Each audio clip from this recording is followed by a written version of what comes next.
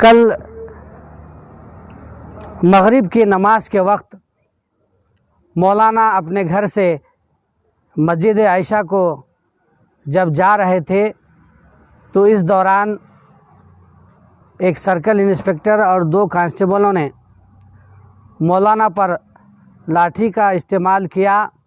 जिसकी वजह से वो बहुत हैरान व परेशान होकर अपने घर चले गए और जाकर बहुत ही नाराज़ और गमज़दा होकर के अपने आप में घर में रह गए। तो इस दौरान कल जब ये खबर मिली सोशल मीडिया के थ्रू, मैं वहाँ पर जब पहुँचा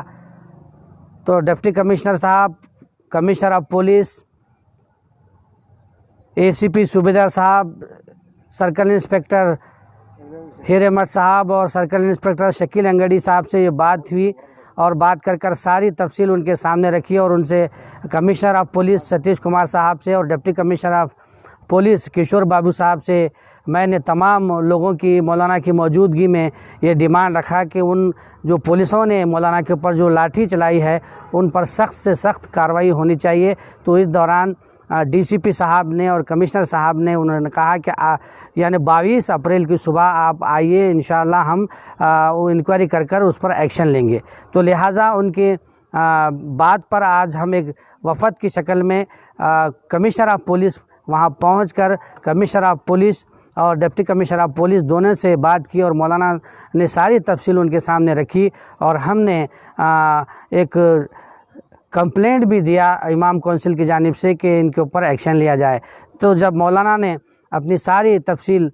उस वाक़े की सुना रहे थे तो उसी दौरान डिप्टी कमिश्नर ऑफ पुलिस और कमिश्नर ऑफ पुलिस ने मौलाना से अफसोस का इजहार करते हुए उनसे माज़रत चाही और उन्हें तयख़ुन दिया कि मुस्तक़बिल में ऐसा मामला फिर दोबारा दरपेश नहीं आएगा। पूरे सिटी में मौज़न और इमाम का ख़याल रखा जाएगा और उनको कोई तकलीफ़ ना हो, इसी वजह से मौज़न और इमाम को मस्जिद जाने के लिए या वहाँ पर रहने के लिए उन्हें बाज़ाब्ता एक आइडेंटिटी कार्ड यानी पुलिस की जानिब से एक पास आज ही रात या कल सुबह में तकसीम किया जाएगा। तो मैं शहरियान गुलबर्गा से अपील करता हूं कि माह रमज़ान जैसा मुक़द्दस रमज़ान महीना आ रहा है, उसमें लॉकडाउन की आप अच्छी तरीके से पाबंदी कीजिए। उलमा इकराम और अमीर शरीयत ने जो अहकामात जारी किए हैं उसकी पाबंदी कीजिए और साथ ही साथ पूरे डिस्ट्रिक्ट में आज आप देख रहे हैं कि दिन ब दिन कोरोना वायरस के केसेस बढ़ते जा रहे हैं। तो ऐसे में हम सब की ज़िम्मेदारी है,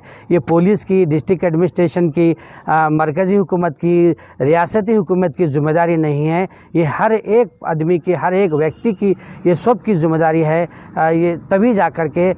ये कोरोना वायरस से हम छुटकारा पा सकते हैं। तो हम सबको चाहिए कि हम सब मिल कर के तमाम मज़ाहिब के लोग और irrespective of all political parties, district administration, police department, health department, सभी मिल कर के आज कोरोना वायरस के ख़िलाफ़ हमें एक बड़ी लड़ाई लड़ने की ज़रूरत है। जहाँ तक महकमा पुलिस डिपार्टमेंट का सवाल है, वो दिन रात इस कोरोना वायरस के ख़िलाफ़ लड़ाई लड़ रहे हैं और पूरा लॉकडाउन को पालन करने के लिए आवाम से बारहा अपील कर रहे हैं। उसके बावजूद अब आवाम समझ नहीं रही है। कुछ नौजवान जब इस बात को नहीं समझ रहे हैं तो तब वो लाठी का उपयोग कर रहे हैं, प्रयोग कर रहे हैं। तो ऐसे में हमने कल